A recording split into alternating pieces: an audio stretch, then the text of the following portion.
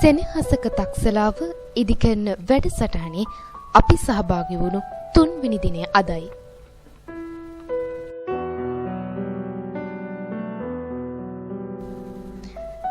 එළවාලේ මහාවිද්‍යාලයේ සොයුරිවන්ට සමුදී අපේ ගම්මින් බලා පිටත් වෙන්නටයි අපේ මේ සූදානම.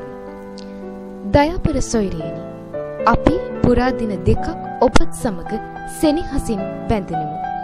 අපට සතුට සෙනෙහස ලබා දෙන්න ඔබ සමගත් උත්සාහය කිසිවිටක අමතක කළ නොහැක.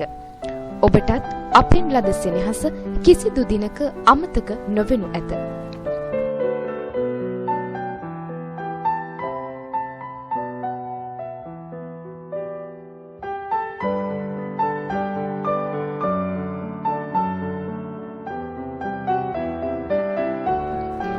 අතීතයේ උගත් පාඩම් මතින් සාර්ථක අනාගතයක් කරා පින්මං කරන්න මේ සෙනෙහසක තක්සලාව ඔබටත් මටත් වැදගත් වේවි.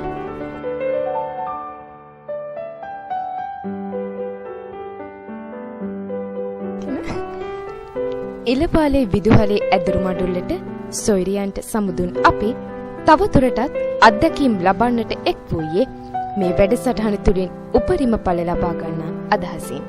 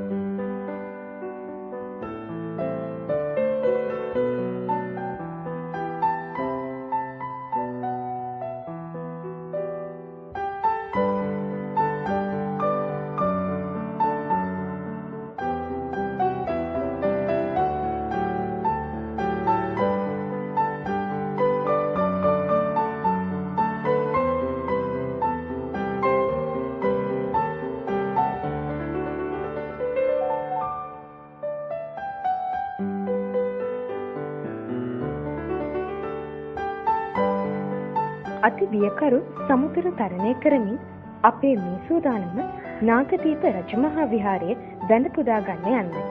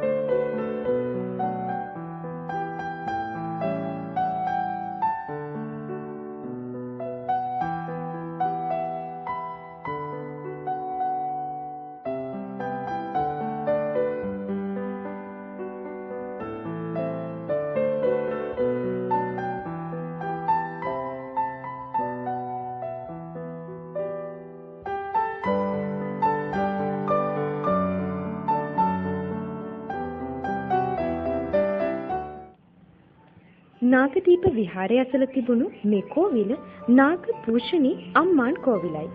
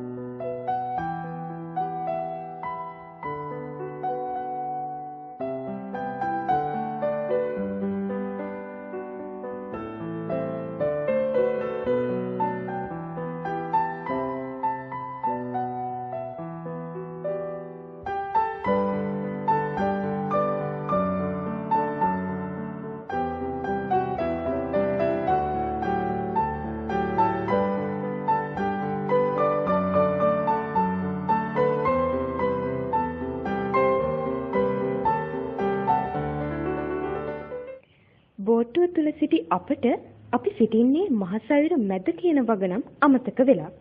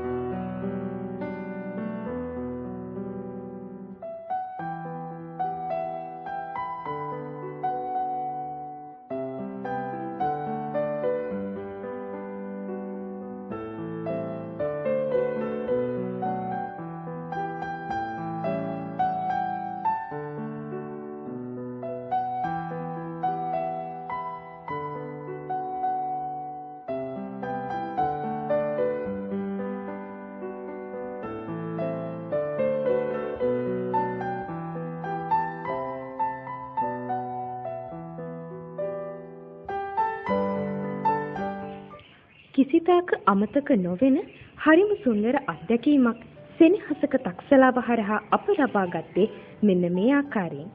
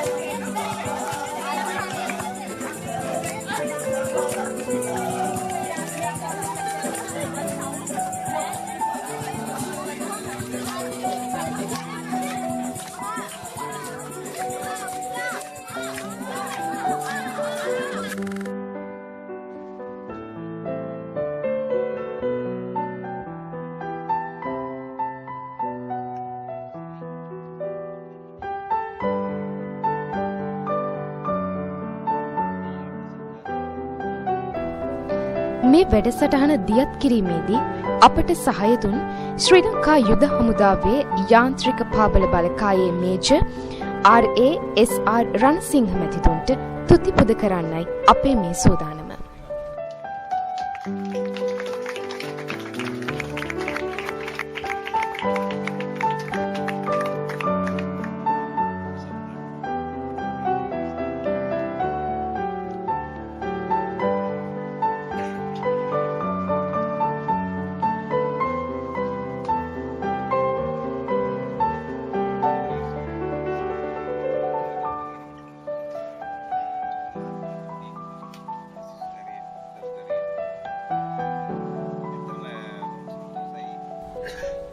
මේ වැඩසටහන පුරාම අප සමග සිටි විදේශ ශිෂ්‍යාවක් මේ.